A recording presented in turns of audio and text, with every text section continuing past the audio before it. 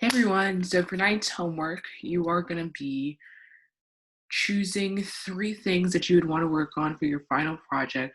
And then tomorrow morning, where each of y'all are going to pitch one of your ideas as an elevator pitch. So first, we're going to show you guys how to do a really good elevator pitch. So you guys are going to watch a video, and then we'll do a little talk about it, and I'll do an example elevator pitch.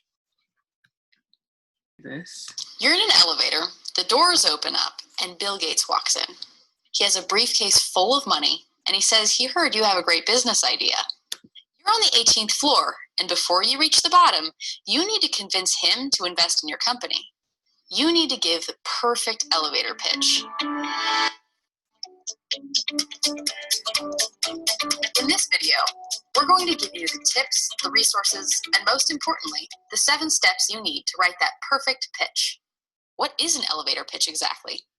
First of all, not every elevator pitch is going to be given in an elevator. It's just a common phrase people use to describe the moment where you need to quickly explain your business to an interested investor or potential client. At B-Plans, we even have a free pitch deck template that lets you write your pitch in a presentation format. So whether it's written down on one page or delivered in person, the perfect elevator pitch can be broken down into these 7 essential parts. First, you need to cover the problem. Are bicycle sales skyrocketing, but so are bicycle thefts? Then you might have found a problem worth fixing. And that leads us to the next part of your pitch. If you're going to bring up your problem, then you need to talk about your solution. A common business mistake is to propose a solution when a problem doesn't actually exist. Nobody needs to buy a home security system for their property on the moon, yet. Another common mistake is to create a product or service that tries to solve too many problems at once. Start with one actual problem and provide one solid solution. In the third part of your pitch, you need to talk about your target market. Who's your product for? And don't just stop there. You want to talk about market segments you're targeting, how many people are in each segment, and the total amount they currently spend. At bplans.com, we have helpful resources on how to conduct market research for your business idea. Once you describe your target market, you'll also need to explain who else is trying. Pitch covers your team. Who are the people working with you? You might not have employees or partners on payroll yet, but you need to know the essential job roles that should be filled. Next, the 7th and final part of your pitch is a list of your milestones. What goals do you plan to achieve, and when do you plan to achieve them? Have you already reached some milestones? If so, bring those up. If you want to open a restaurant, investors will want to know if you've already signed the lease on your location and when you plan to open your doors. Even with these 7 parts, a perfect elevator pitch still has to be clear, concise, and compelling. You should be able to explain everything in about 60 seconds. If you can't do that, cut out more and get to the point. You never know when Bill Gates will step into your elevator. For more pitch. Okay, so I'm going to go back to here. So what we definitely want to focus on is 1, 2, 3, 5, and 7. So you're going to begin. So your problem could be like, I want to show how social distancing especially prevents the spread of the virus.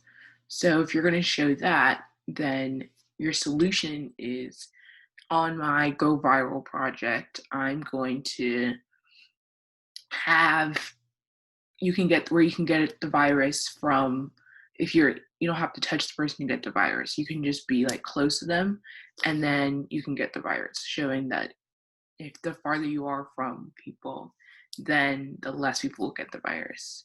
My target market is all the people who don't